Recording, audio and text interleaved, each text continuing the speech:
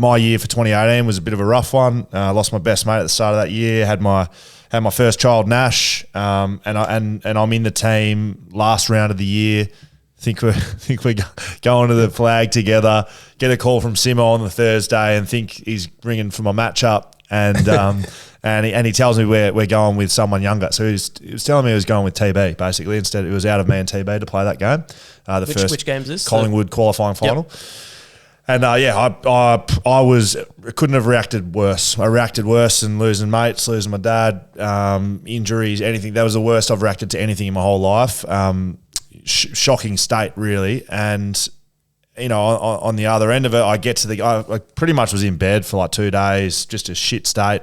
And I thought to myself, the only way I get back in the team is if I get up and wake up and get my shit together and support the boys. There's nothing I can do. I've been dropped out of the team. Supporting the guys is, I don't get to play in a grand final if they lose. And, so supporting. So I remember getting to the game being very supportive. I was like overly supportive. I was just like, I hope you boys win. Because it was the only way I would get back in the team.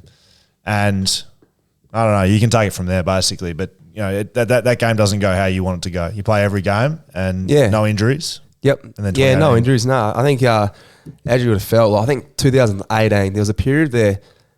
I think at the start of the year, I think we won 11 or 12 in a row or something. But that was the purest footy, and that was when you, as a player, you realised we're actually a pretty good side. This year this could be a great year.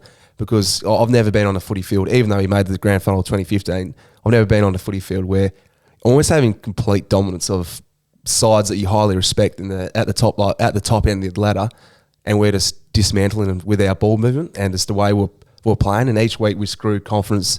Jack Darling was the best form I've ever seen a forward play for that first half of the year.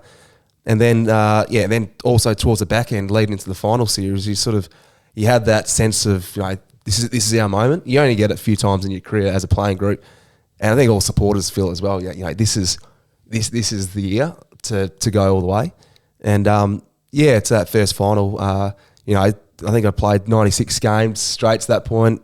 Soft tissue injury or any injury was probably at the back of my mind. Never thought it was going to happen to me, and just that moment with the game where talking about stats, I chose to bloody soccer the ball as opposed to probably picking it up, which led to tearing my tendon in the hamstring and tearing all the muscles around it, which was disappointing because at the time I thought, is that a cramp? And I was looking up the scoreboard, it was like 18 minutes into the first quarter. I was like, can't be a cramp. So I tried to get to my feet, and I could realise a sharp sting pain straight away. And coming to the bench, I could feel it was getting worse. I was like, no, this is not great. And what Scully said, it was great to see Scully in the rooms post that incident, because he came down pretty much just before quarter time to come and console me to see how I was. And at that stage, our club doctor, he said, luckily for you, it's a low grade hamstring and you're only out for 2 weeks potentially. And if we make the grand final, you'll be there. So it was you, your dad, me, and the doc in the room. So I came down. The other boys were upstairs.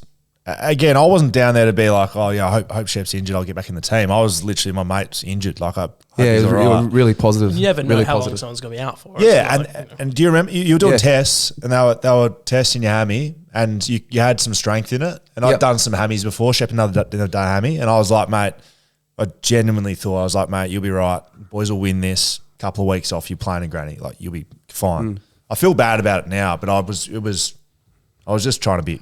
Yeah, no, actually, I really love that you came down to, because like saying that someone who's had hamstring injuries in the past, and to be able to have that bloke just to lean on to be like, mate, if you do the rehab, you'll be right for 2 weeks, albeit here's the next one in line. So I was there was part of me as well with knowing I was going to be out if the guys were to get up that game. Seeing Scully there as well gave me a level of confidence, but okay, like at least we've got someone ready to come in who's stiff to go out in the first place.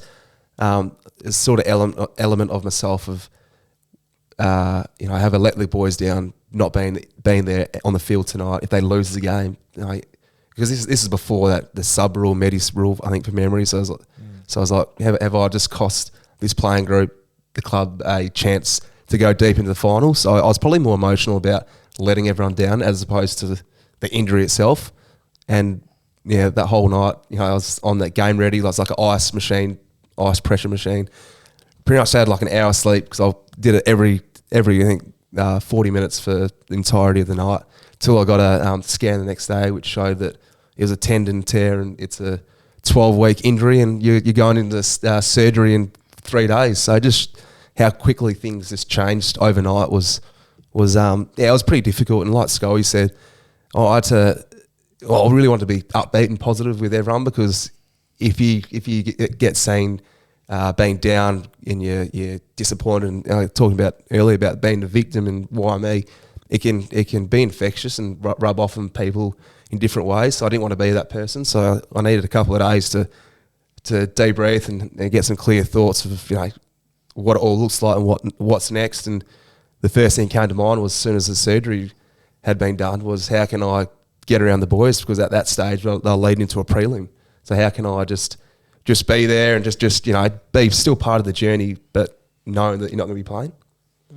So you find out the tendon, clearly you don't know the club's going to go and win the grand final, but like you said, there was a feeling around the group that we were one of the best teams, if not the best team. So there was confidence. Is the reaction, what is it? What do you feel when you get told tendon's gone? Yeah, I was pretty emotional. I was just at the cafe and get the phone call thinking it was going to be good news, and it was straight away it's not good news. So straight away I was like, oh no, this is not great. And immediate thought was, this is that moment, that opportunity that you worked hard for. It's going to be taken away, because I never had that feeling in the first 8 or 9 years of playing AFL football. This is the moment in time where I think we're going to go all the way, or go at least close to it, give it a crack, because the way we were playing had so much confidence, and everyone was just playing at their A level. Everyone was playing to their potential at that stage of the year.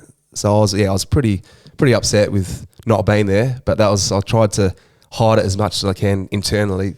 So as soon as I sort of stepped outside my house, positive vibes, always be that sort of, not upbeat, 'cause you can't force yourself to be upbeat, but just be normal and just accept what's going on, and sort of show that there's more to life than just football.